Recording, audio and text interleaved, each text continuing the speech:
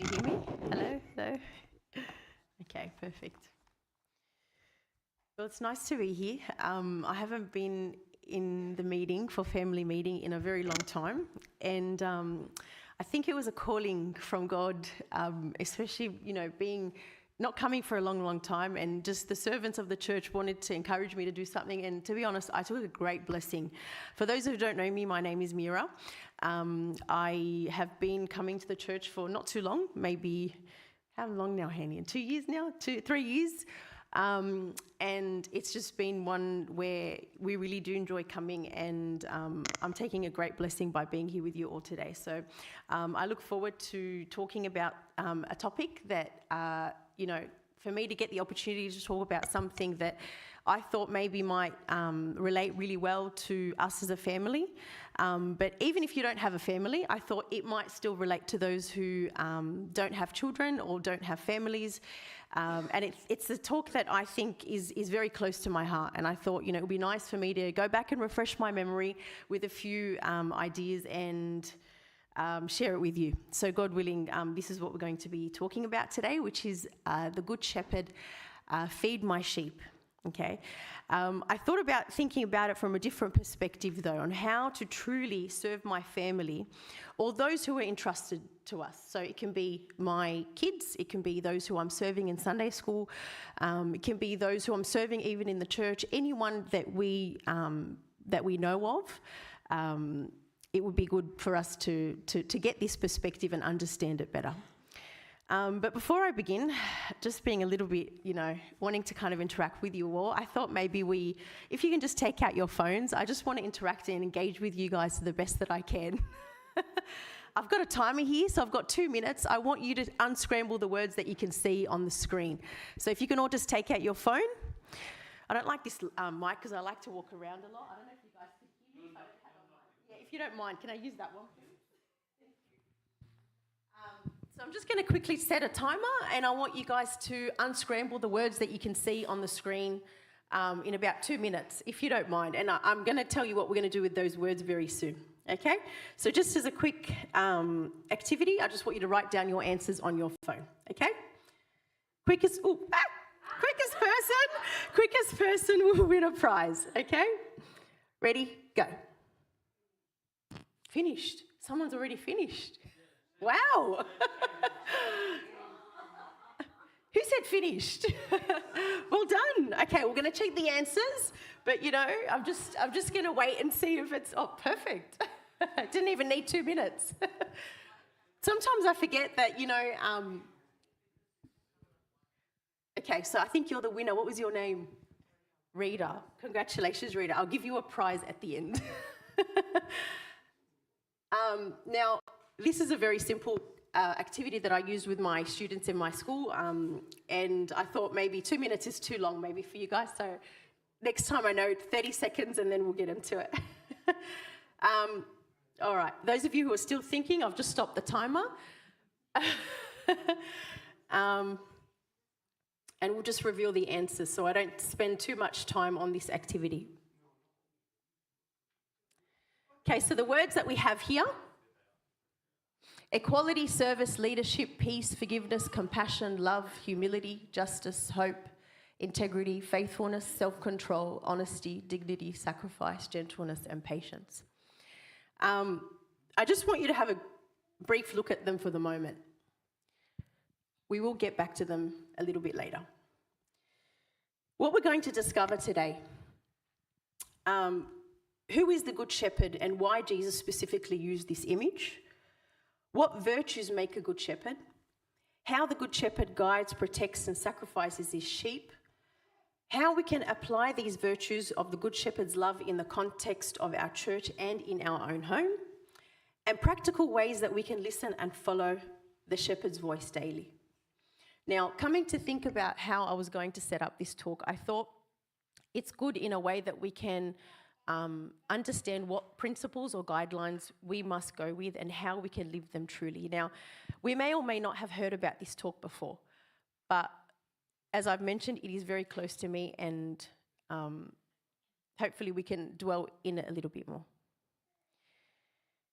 In the book of John 10, 1 to 18, we'll just read the passage of the Good Shepherd. Has any hands up if anyone's actually read this passage before? Has anyone remembered this passage? It was a parable that was spoken to Jesus, from Jesus to his disciples, and giving a very simple example. So for those who don't know it, we're going to read it together. In the book of John, he said, "Most assuredly I said to you, he who does not enter the sheepfold by the door, but climbs up some other way, the same is a thief and a robber. But he who enters by the door is the shepherd of the sheep. To him the doorkeeper opens, and the sheep hear his voice, and he calls his own sheep by name, and he leads them out. And when he brings out his own sheep, he goes before them, and the sheep follow him, for they know his voice. Yet they will by no means follow a stranger, but will flee from him, for they do not know the voice of strangers." Jesus used this illustration, but they did not understand the things which he spoke to them. So then he repeated the parable one more time. He told them again, "Most assuredly I say to you, I am the door of the sheep. All whoever came before me are thieves and robbers, but the sheep did not hear them. I am the door. If anyone enters by me, he will be saved, and will go in and out and find pasture. The thief does not come except to steal and to kill and to destroy. I have come that they may have life, and that they may have it more abundantly. I am the good shepherd. The good shepherd gives his life for the sheep. But a hireling, he who is not the shepherd, one who does not own the sheep, sees the wolf coming and leaves the sheep and flees. And the wolf catches the sheep and scatters them. The hireling flees because he is a hireling and does not care about the sheep. I am the good shepherd, and I know my sheep, and am known by my own. As the Father knows me, even so I know the Father, and I lay down my life for the sheep. And other sheep I have which are not of this fold, them also I must bring, and they will hear my voice, and there will be one flock and one shepherd. Therefore my Father loves me, because I lay down my life that I may take it again. No one takes it from me, but I lay it down of myself. I have power to lay it down, and I have power to take it again. This command I received from my Father." Now, I try to highlight some important words or some important things that I took away from this beautiful passage. It's a beautiful parable that was told by Jesus to express something so beautiful. Christ is our good shepherd, and this is not only the thing that we need to take away from this idea. So for him to be our good shepherd, it's mentioning here that he knows us personally. He knows us all by name. The sheep also recognize his voice, and he adheres to them.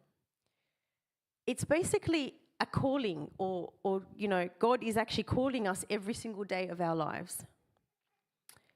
So when we're thinking about that, every mother, every father, every servant in the church, we all have a duty to care, and we're entrusted by God to care for those kids who he's given to us. Think about it even in our service, even in our Sunday school, even for those who, God has entrusted us to care for them. It is our mission every Sunday and our responsibility, even on a Sunday, any other day during the week, to care and guide for them. We call ourselves Christians, but we don't really have this personal encounter like the Good Shepherd with his flock, with his sheep. And it's very simple. The reason for that is because we don't listen to him. He gives us our calling, but we refuse to listen. He's mentioning to us that my sheep hear my voice, and I know them, and they follow me.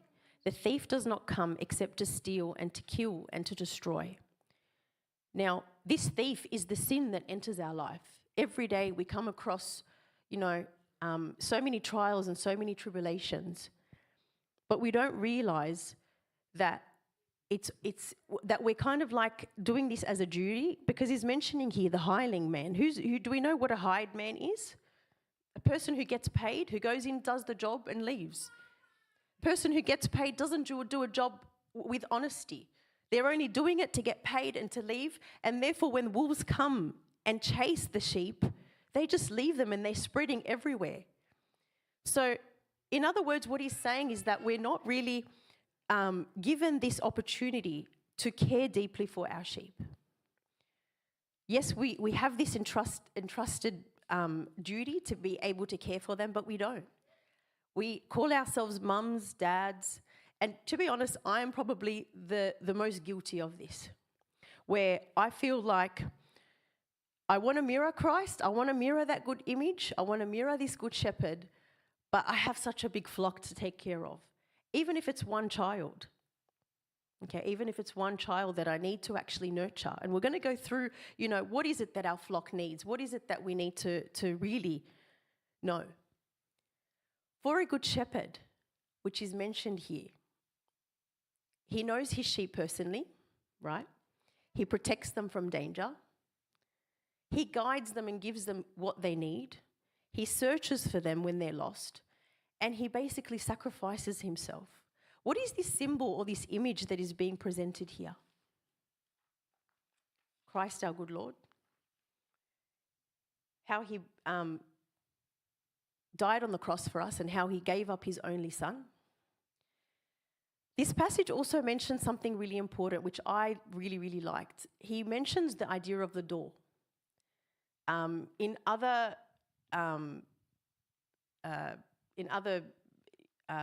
Bible passages, it might mention even the gate. So people find safety through the gate, right? People find safety through when the door is open. It's a leeway towards our salvation. He cares for all those people, including those who even feel excluded, even those who feel abandoned.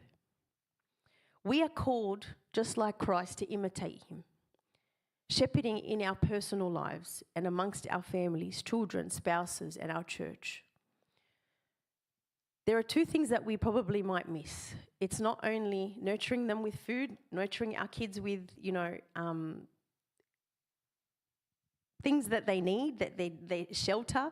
It's also getting our children to know God and to love God. But before we can feed others, we must first be fed by Christ himself. Now, it's so easy to say and it's so simple, yet it's actually something hard. It's a challenge. Do we agree that, for us to wake up every day and think about, thanking God for giving us a good night, thanking God for allowing us to have a new life, allowing us to, experiencing him or hearing his voice, or thank God for making me safe today. Thank God that I woke up feeling healthy. God didn't just shepherd us from a distance. He became incarnate. He lived amongst us. He died. He suffered. And he had to really endure so much for us in order to save us. And when we come to think of it, this parable is basically us in our lives. As parents and family members, we're called to imitate, but it's so hard for us to do that with the kids that we have. How much struggle do we find in our children? And it's just so easy for us to just click it or just to get angry for one simple moment. And this is not something that God did, but it's so hard to do. We're called to raise children who know God and love God. Another good example where the Good Shepherd searches for any lost sheep. How many times do we in our service forget about those children who, for example, are experiencing something tough or are going through some hardship? Or even our children who probably might not want to open up and tell us, look, I'm going through something, Mum, or I don't feel well, or, it's so hard for us to search for this little thing that is in our children or even in our service. I'm trying to put it in a perspective where it's not just our children, because I don't know if all of you do have kids or not. But it's important that we know that sacrificing, God gave us his sacrifice, himself, and we must do the same. When we're looking at this idea, why do you think God said this parable just for sheep? Why didn't we mention cows? Or why didn't he mention, a cat or a dog? Hands up, what qualities do you think are in a sheep? If you guys have anything that you want to contribute, why do you think God would choose a sheep as a parable for us as a flock? What do we know of about sheep? What are sheep? Why this sheep? They stick together. Okay, yep, that's good. But they do stick together. However, they can also easily wander. Dina, they need guidance. That's right. It's one of those animals or species that are constantly distracted, right? So something that I'm really, really guilty of. Okay, sheep are really dependent creatures. Okay. They can't survive well on their own. They need a shepherd for food, for water, for protection, for guidance. As I've mentioned, they're very easily distracted. Okay. Likewise, it reflects us. How many times a day are we distracted? How many times a day do we, distract our lives by looking at something or doing something in our life that is not worthwhile, that's not meaningful? That strays us away from God, strays us away from going to church, strays us away from, listening to this beautiful sermon by Buna Thomas or any of the priests. All we, like sheep, have gone astray. We often wander from God's will through sin, through distraction and self-reliance. Another reason why sheep is because they're very vulnerable. Sheep are very vulnerable creatures. They're also very, they're relatively defenseless against predators. So if there was someone that wanted to attack them, they would probably be on the floor. They don't have sharp claws. They don't have fangs or great speed. And this is the same thing that when we face our temptation every day, we are vulnerable. The attacks of the devil come every single day to come and attack us. We hear it, we walk through it, we are always, again, constantly distracted by it. The pressures of the world. We need this protection of the Good Shepherd because I am vulnerable. Sheep also recognize the shepherd's voice. He says to them, he hears his voice, my sheep hear my voice and I know them and they follow me. He knows us all by name. It's like when, for example, I'm in a classroom and if I don't remember one student's name, that's not good. How do you think the student will feel? He doesn't know me. I don't know his name. I don't know how he's progressing. So for him to know us all and know us by name, that means a lot. A faithful sheep learns to distinguish the shepherd's voice from other voices. Similarly, we learn to listen to Christ through the word, through prayer, and through the teachings of the church. The Mass on Sunday, or even a nice talk, or something that we can listen to, can really bring out this beautiful idea in us. And this is the shepherd's voice calling us to come and to listen to him. Sheep live together also in a flock. For us to become known as Christians, we need to live together. We need to do this in unity. We need to do this in fellowship. How many times do we fall and we lean on someone else to come and pick us up? How many times do we need to speak to someone if there is a problem or something that we face in our life, in our spiritual life, in our personal lives? Sheep are not meant to live alone. And that's probably why God chose this beautiful parable. Likewise, we are a part of a church, one flock, one unity. We grow spiritually through fellowship, through worship, and through that support that we need through others.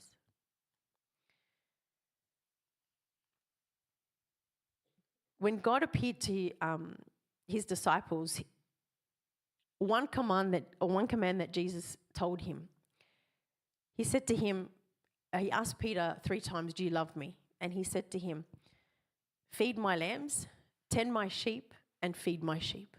Those were the 3 ultimate things that he told him to do. It was so important and it was so crucial for him to be able to really listen to this command and do it. But when I'm looking at this idea, what does it really mean by feeding my sheep? Feeding sheep is more than providing food. It's more than providing clothing. It's more than providing an education. Three really important things, or three really important ideas that we as parents or as servants need to remember is that to shepherd is to sacrifice. Literally, that's all you need to know from this whole idea. For you to be able to shepherd, you need to sacrifice. To feed means to be willing to be consumed. So by me being consumed means that I'm going to get up, I'm going to do the hard work, I'm going to do the labor for the name of Christ. Giving up your ego and preferences for the sake of others. I'm going to give up my time for the sake of this person. Someone needs my help today. I really have to help them. Someone, is in need of something. Do not ever hesitate.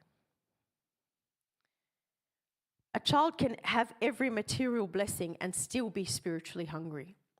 To feed our families means to nourish their faith, their character, their relationship with God, as well as their experiences of a Christian. How do you think our kids learn to pray? How do you think our kids learn to forgive? How do you think our kids learn to experience this type of love? How? Excellent. By imitating us, by watching us. Good. Sometimes we feel so lost in this busyness in life, but Christ never loses sight of us. Just like us being in a big crowd, he never loses sight from us.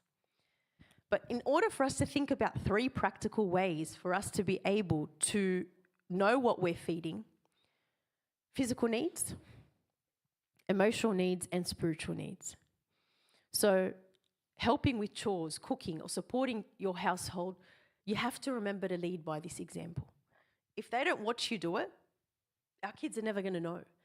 And you know how hard this concept is? I've tried to do that with my kids, with my own kids, and probably those here who have seen me, I've realized that if I'm not living by a good example, if I'm not actually, doing the right thing, if I'm not forgiving, if I'm not loving, my kids are going to mirror that. They're going to do the exact same thing. So if I'm not mirroring the good shepherd, and for me to be able to shepherd my flock, it will be very, very hard. Emotional needs: listening without judgment, offering patience during stress. Spiritual needs: obviously we need to remember to pray for our family. We need to pray for our friends, our family members, to be a good example of Christ.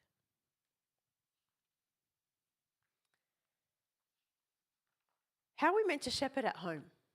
If I'm going to think about this idea, St. John Chrysostom described a Christian home as a little church. Has anyone heard of the term ecclesia before?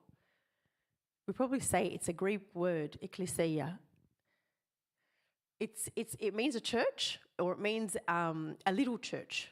So it basically means a gathering or an assembly.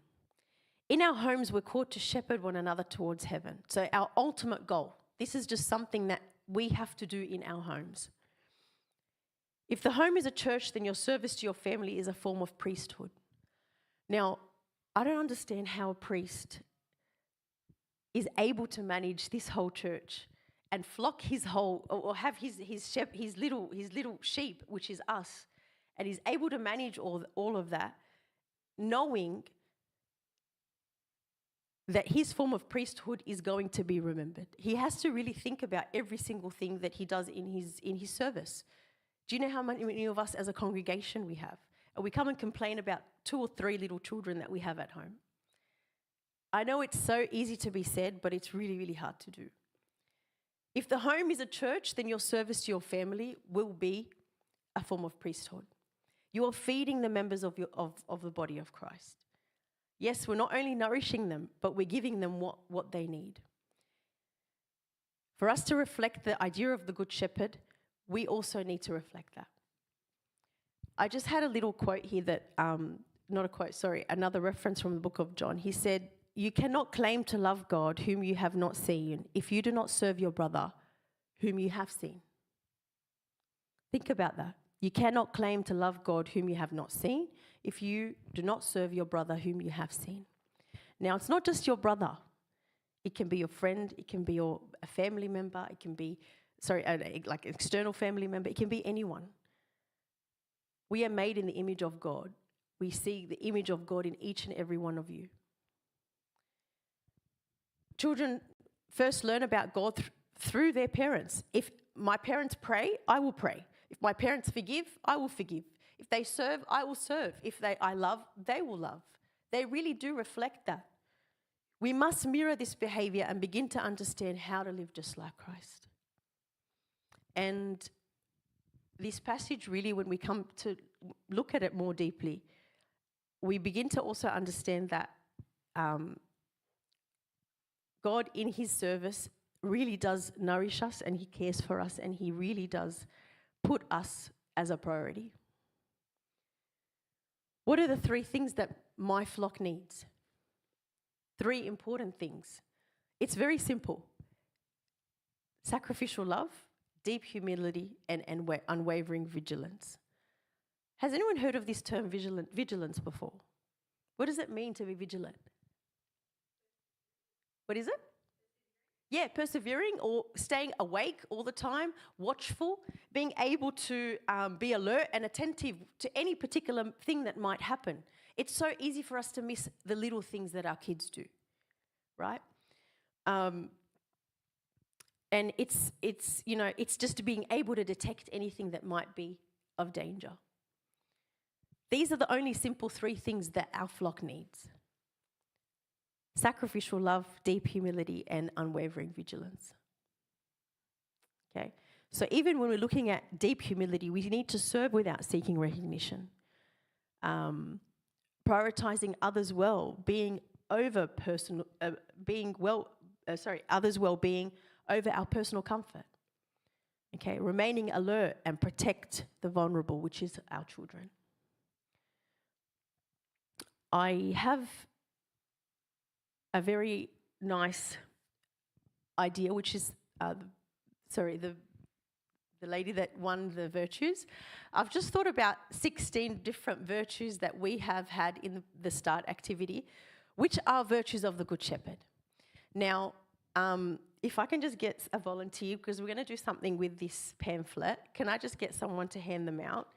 I just want you to really read through those virtues and tell me if there are any words or terms here that you might not understand. Now, they're very easy and simple. Do we know what a virtue is? Have we ever heard of a virtue? What's a virtue? What is a virtue?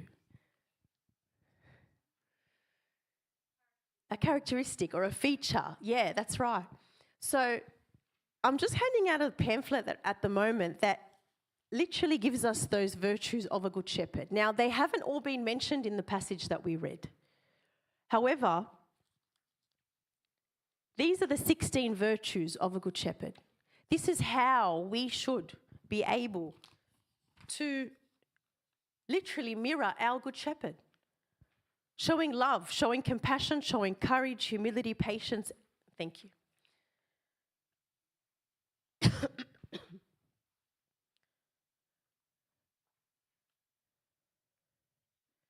Wisdom in making the right decisions. How many times do we need to be wise in our day?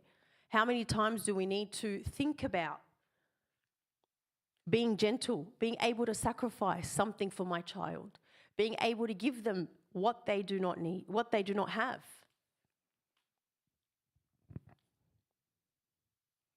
We need to think about, with those virtues, I need to be firm like a father, and I need to be gentle like a mother, or nurturing like a mother. So in a way, they do attain to those 16 virtues do attain to the firmness of a father, but they also attain to a gentleness of a mother.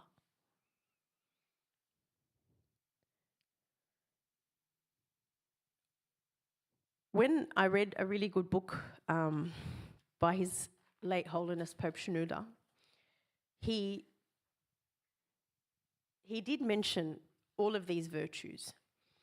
And obviously listening to it in Arabic and trying to translate it in English, this was these were the 16 virtues that he had. And I'm not telling you all to go out and do them.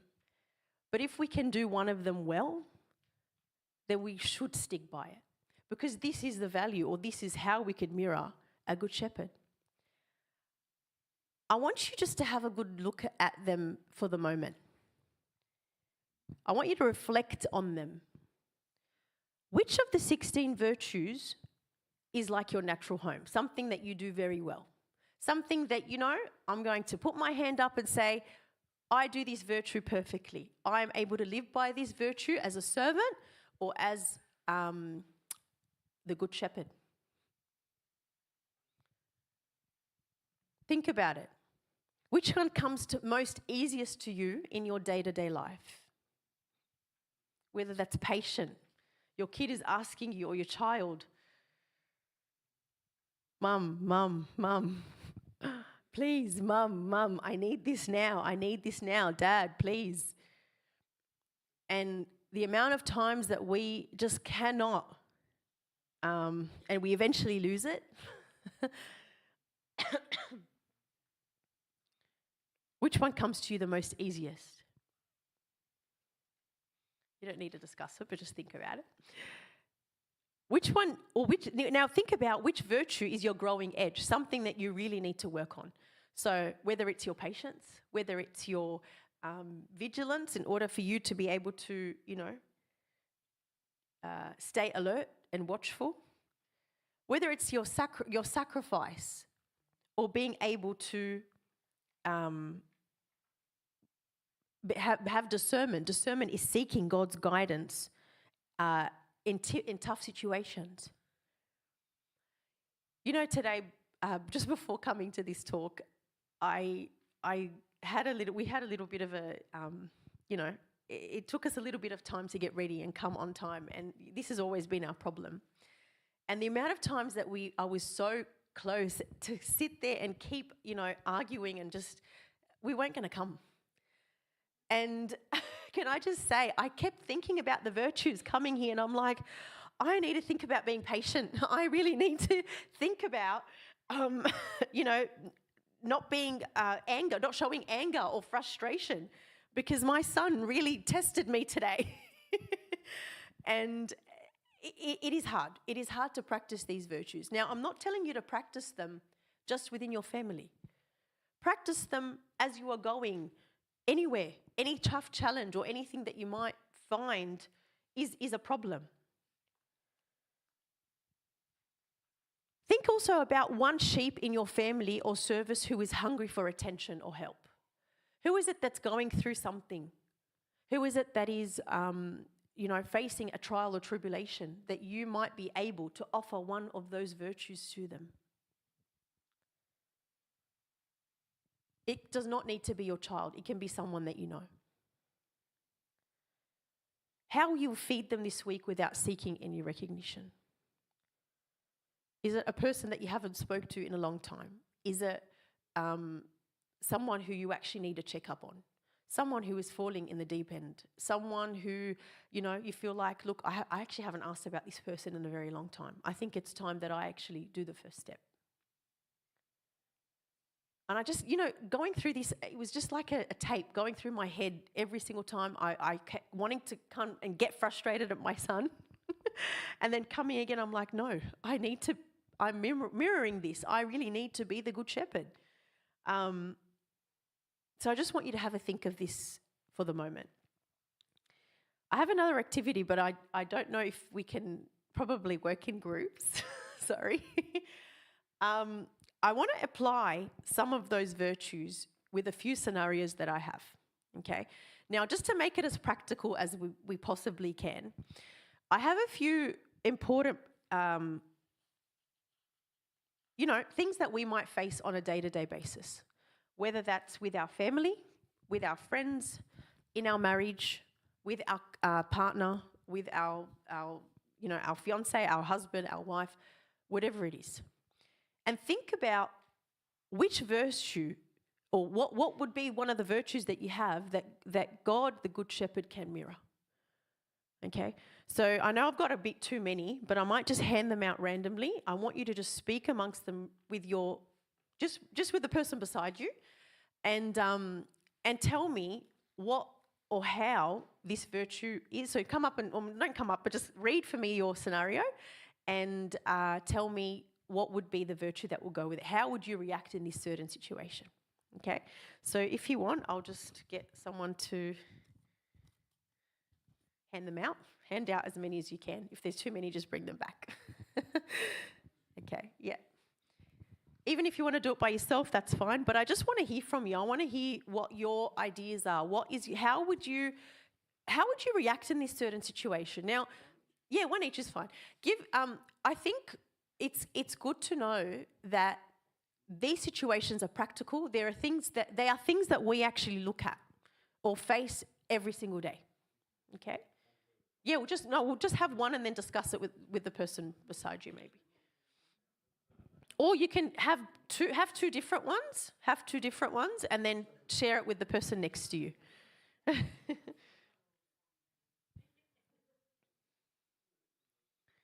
Yeah. Maybe girls, you do 3 separate ones, maybe, because I know you're going to come up with a good answer. Okay, so read the scenario.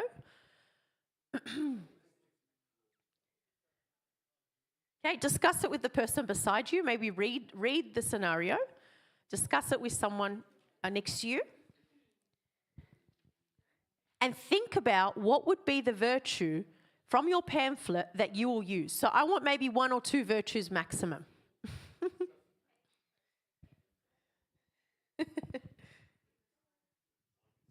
I'll give you guys a bit of time.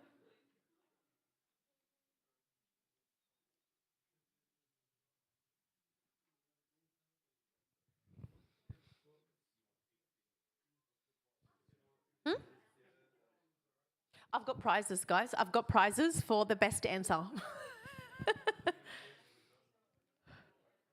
Actually, I've got a prize here. I need to give out the prizes.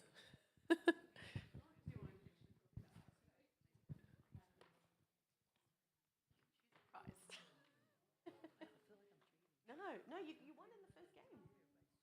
No, it's not. Come on, it's fine. You just did. It's okay. Thank you for contributing.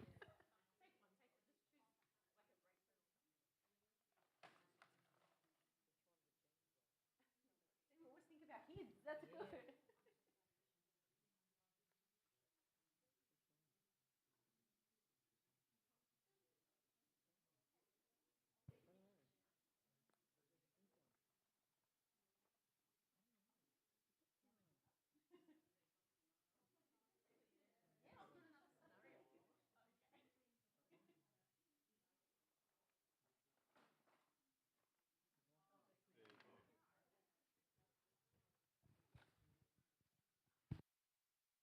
Another couple more minutes just to speak amongst yourselves about this certain scenario, and which virtue do you think would really align with this, or which virtue of a good shepherd should be used in this scenario?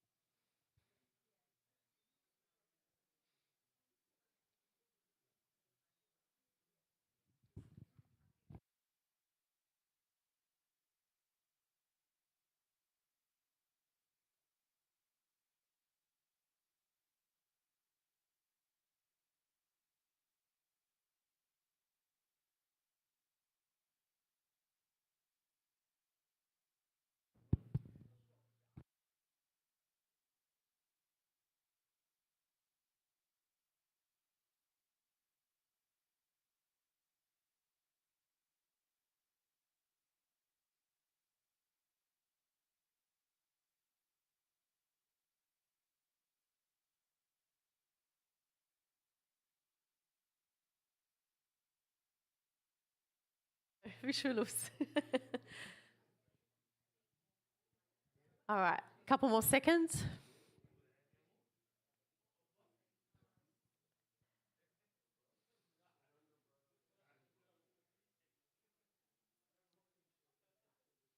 I'm a little translated topic. Okay. All right, did you read it? All good? Yeah, okay. All right, thank you guys. We'll just wrap up and I'll just get our first group to read the scenario, or I'll read it if you like. Oh, guys, there's microphones to pass. Okay, perfect. Even better. Yep. And I want you guys to listen to what the scenario is and how each person is going to, which virtue they will use as a good shepherd, one or two max, that might align with this and actually resolve the situation. Okay, the scenario is after putting the children to bed, a husband and wife discover there is only one dessert left in the fridge. Both have secretly been looking forward to it all day. Okay. So we decided it's self-denial and humility. Okay, perfect. Why self-denial though? There's only one sweet and you've been eyeing it out all day and you want to eat it, but what do? Self-denial, why? Why is it self-denial? Anyone else can, think that that's actually a really good one. I would have chosen the same one. Yeah. Stand up. And you had Uber Eats? Okay. So, yeah, why self-denial? Why? The treat. Yeah, okay. And the other one was humility. Yep. So you're putting yourself last, basically. You're thinking about the other person. You're actually, yeah. If this was Christ, our good shepherd, he would have totally chosen discernment and humility. Good, well done. Next group. What did you guys have? What scenario was yours? Okay, so the scenario is every night the family gathers to pray. Recently, the children have become distracted and would rather watch TV or play games. The family and the parents are so tired after work and wonder whether it's worth insisting on praying. Okay. That's a tough one, right? Like when we think about that, what would be the right thing to do? What would be the right value here that would, as a good shepherd, what should you do in this scenario? I heard in a talk once that regardless whether your kids want to participate in prayer or not, parents as a united front would still get up and pray to just demonstrate to the kids this is what we need to do. Yeah. So we sort of narrowed it down to wisdom, encouragement and patience. And patience, yeah. Perfect. So very good. Yep. Those three are probably the best in this situation. It's very hard and we always face it. It's such a hard challenge. And I think we face so many things like that it just really gets you to think, what should I do here? Please God, guide me. Give me the wisdom. Give me the patience to make the right decision. Excellent. Good. Yeah. Next group. What was your scenario? If you can read it out loud. Anyone? Your child spills juice all over the floor just as you're rushing out the door for church. Yeah. That sounds very relatable. Like, we're just about to go to church. We want to get to Mass on time. And your kid just spills, like, I say orange juice, like, just sticky. Like, why? Why? How would you react? What would be the best virtue here? How would I react, or how should I react? No. If this was God, our good shepherd, how would he react? I'd say gentleness would probably be the best. Gentleness, okay. Approach for that. Just showing them that it's okay, things can be fixed, and and it's good. Yeah, just again mirroring the right behaviour, and it's so important for us to imitate what Christ would do, and we imitate that in front of our kids. And honestly, the kids that would grow up knowing that, look, this is the right thing that I should do, Mum. This is the right thing that I should do, Dad. Yeah, perfect. Thank you. Next. So we got a husband and wife have both had a long and stressful week. One feels overwhelmed with work responsibilities, while the other feels overwhelmed caring for the children and managing the home. By Friday evening, both feel unappreciated and begin to argue about who is doing more. So How familiar does that sound, guys? Every week. We're both tired. We're both exhausted. It's been a long day. It's been a long, stressful week. I now think about how much I've done. and it then begins to, alight an argument, what would be the right thing to do, or the right value we- that would go? We chose patience and attentiveness. Okay, good. Why attentiveness? That's a really good one. Well, like just knowing what each other need at the end of the week. Yep, that's right. Being attentive to know, Yeah. now I know what my husband or my partner would like, and I'm going to try and do that. Okay, very good. Yep, what's the next one? Attentiveness, I like that one. At Sunday school, a new child arrives. During the activities, no one invites him to join their group. He sits quietly by himself while everyone else is having fun. Okay. So we chose compassion. Compassion. with the- Yeah. Child sitting in the corner, any of us as servants, how many times do we see that? Even if you're at school, even if you are, you're in a new place or a new work environment and you see someone sitting in the corner and you don't know them, what would you do? Yeah. Well, you said attentiveness. That's it? Anything else? Oh, sorry, compassion. Perfect. I'll be compassionate. Yep. Excellent. Dina. Okay, so we have an elderly grandparent lives alone. Let's call her Tansusu for the sake of the Tansusu. scenario. lives alone. Lives alone and often calls family members just to talk. Haram, she's lonely. One evening, the family is busy with homework, sports, and household chores. The phone rings again. It's Tansusu, and nobody feels like answering. Yep. Look, it's a common scenario. Sorry, my Tessa's like that. Sorry, that's why Yeah, I yeah. had to do this scenario. Common She just wants to scenario. talk. Yeah. Elderly Elderly, yep. grandparents. It can even be an elderly parent who's maybe lost their spouse. So Or maybe they even feel feels lonely. Like when you get older, guys, the amount of times that with my school, we go to the nursing home, they just want to speak to someone. They just want to talk to someone. They are sitting there, between four walls, not able to speak. Once they see us, they just don't stop talking. And it's like they were thriving, they were dying, they were yearning for this someone to speak to them. And we just don't have time. The busyness of life, the busyness of Sydney, as we know, it's just such a busy place. So together we decided that, whilst homework, sports and household chores are valid reason, like it's not an excuse, they really are part of our busy lifestyle. Yeah. It requires self-denial to deny, I guess, our needs and our Put our personal needs back, desires yeah. and all of that. And I mean, we don't have to cancel it completely. We can just postpone those Yeah. activities Yeah. and then use that time to call Tansusu and, Give her a bit of time. Yeah. Yeah, yeah. Do you want to say the other two? Yep. Oh, no, that's okay. You're doing a good job. Yeah. What did we say? What other scenarios? So we Yeah. said humility as well. Mary, do you want to say why? Humility. Why, Mary? Tell us why would a good shepherd want to be humble in this situation? Because it requires us to be selfless. That's right. So, obviously we still want to do all of those activities and the chaos of the house, and there's kids' activities to do, but Yeah. we're putting all of that on hold because someone else needs us. That's right. So, Yep. yeah. Someone else needs us, and you don't understand how important that time is, even if it's one word, even if it's "I love you" or And we said Yeah. also patience, because with elderly people in particular, I mean, sometimes they're a bit insistent, but they don't mean to be annoying. Like they just really they actually don't mean to be. They This don't is mean just to them. be. So I feel like that Bardo requires Yeah. a great deal of patience on our Oh part. yeah, we need especially to if you need to get out of the door by a certain time, and Tansusu is talking forever, and yeah, perfect. Thank you. Next scenario. A husband notices that his wife has been unusually quiet and withdrawn for several weeks.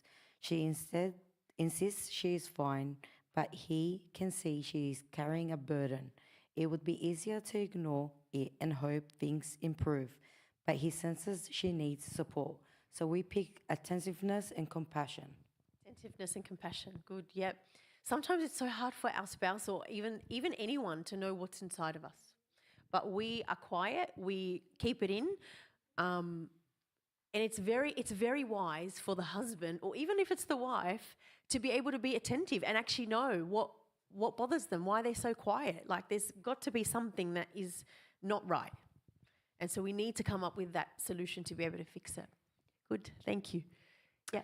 Well, for our one, another relatable one. Yeah. It's Sunday morning and the family is running late for church. Mum is trying to get everyone ready. Dad is looking for the car keys. One child refuses to get dressed, and another spills breakfast on the floor. Yeah, Everyone is becoming frustrated and voices are getting louder. So we picked patience and gentleness. Perfect. You know how I love gentleness as a value or a virtue. Being gentle is I think something that is, I think it takes time and practice, and it really requires a lot of effort.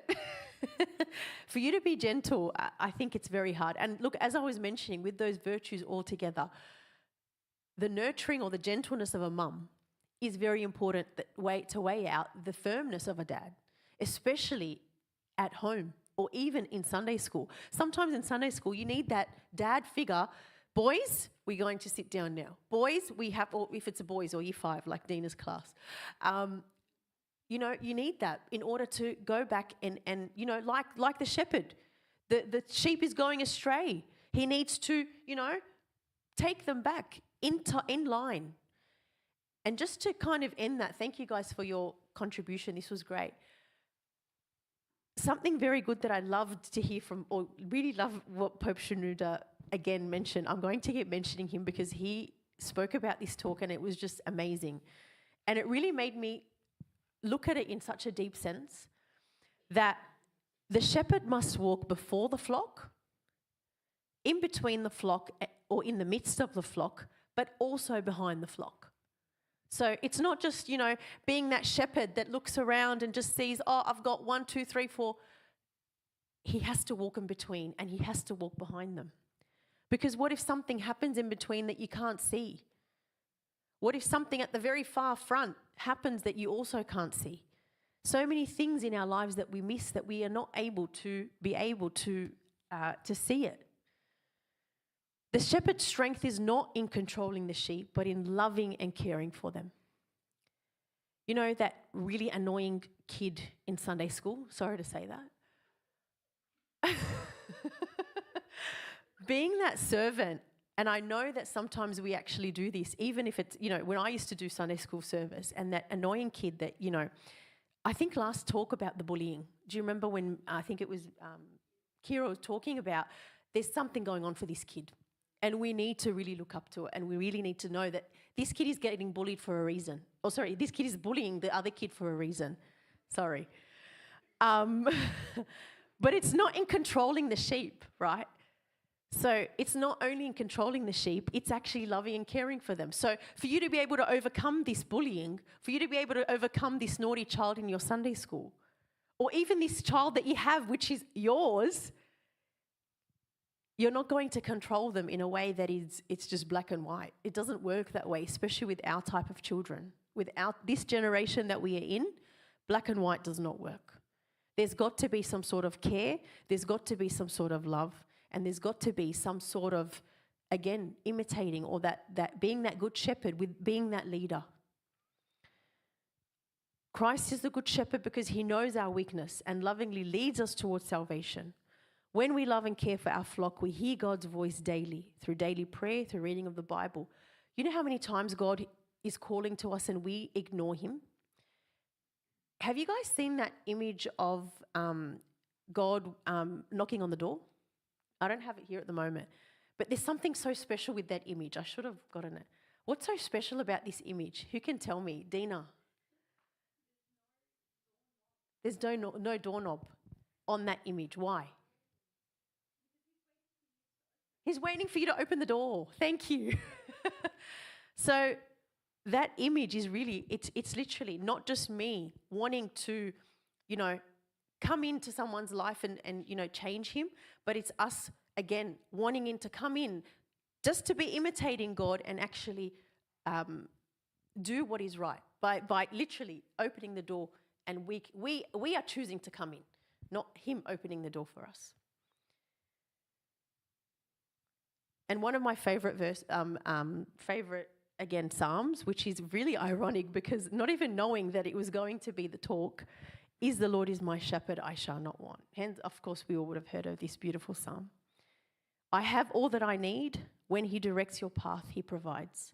When we don't want to hear his voice, somehow he does appear in our life.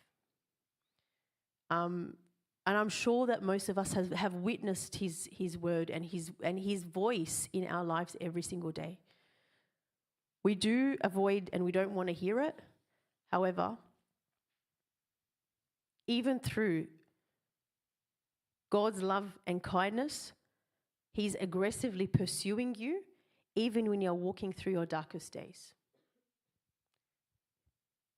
He says, yea, though I walk through the valley of the shadow of death, I shall fear no evil. Why? Why? Because you're with me. Your rod and your staff, they comfort me.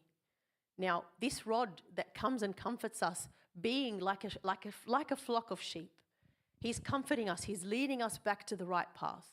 Again, in the passage, there are wolves and coming up to us and coming to run after us. This is a great symbol of the sin that is totally diminishing us and diminishing our lives. The sin that is always against us, that is always there. That image I really liked with the sheep. I don't know if you can see it, and the Bible with the arrows or the evilness that is coming. He's got that shield of the Bible. I just thought this is such a great representation. Every word of God is flawless. He is a shield to those who take refuge in him.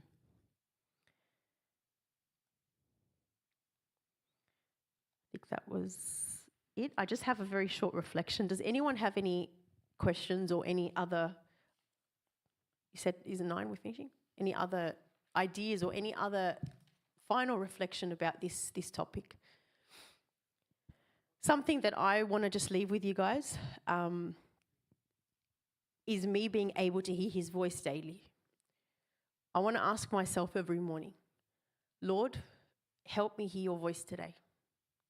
And at the end of the day, did I follow your voice today? Did I actually comply by those virtues? Was I really a good shepherd?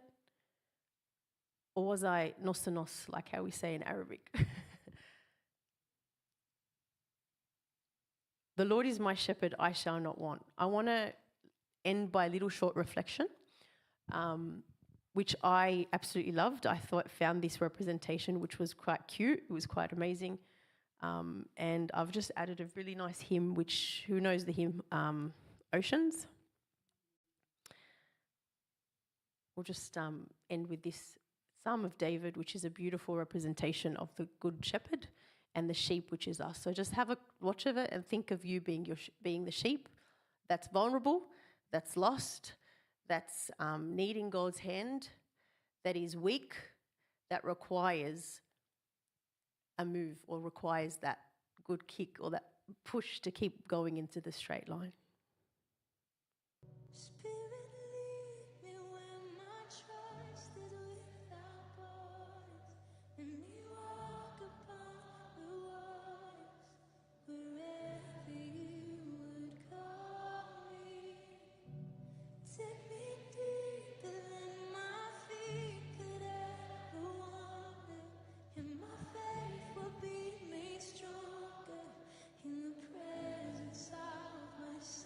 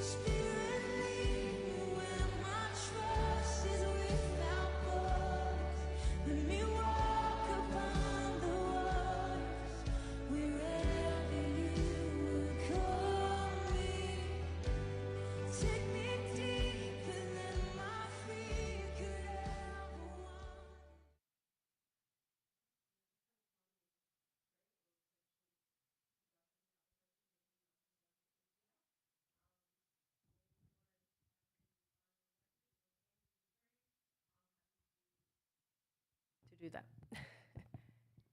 Does anyone have any other announcements or anything, or I can just end with this? All right, maybe we'll. I was hoping the video would be a bit longer, like as in expand, but it wasn't. But maybe we'll just pray this together, and then I'll just end there. In the name of the Father, the Son, the Holy Spirit. Amen. Yeah, we'll stand up. We'll just pray it together. I just thought because it's something that I put together that really does reflect us as the Good Shepherd. Lord Jesus Christ, our Good Shepherd, thank you for loving us, guiding us, protecting us, and feeding us with your grace. Help us to hear your voice each day and follow you faithfully. Teach us to shepherd our families as you shepherd us with love, patience, humility, forgiveness, faithfulness, and sacrifice. Give us the wisdom to guide those who have entrusted to our care and the courage to lead them closer to you. May our homes become small churches where your presence is felt, your word is lived, and your love is shared. Help us to never forget that these are your sheep entrusted to us for a time, and may we always care for them according to your will. Through the prayers and intercessions of our Mary, Mary Mother, St. Mary, St. Barbara, St. Norfair, and the heavenly saints and angels, hear us when we say together, Our Father.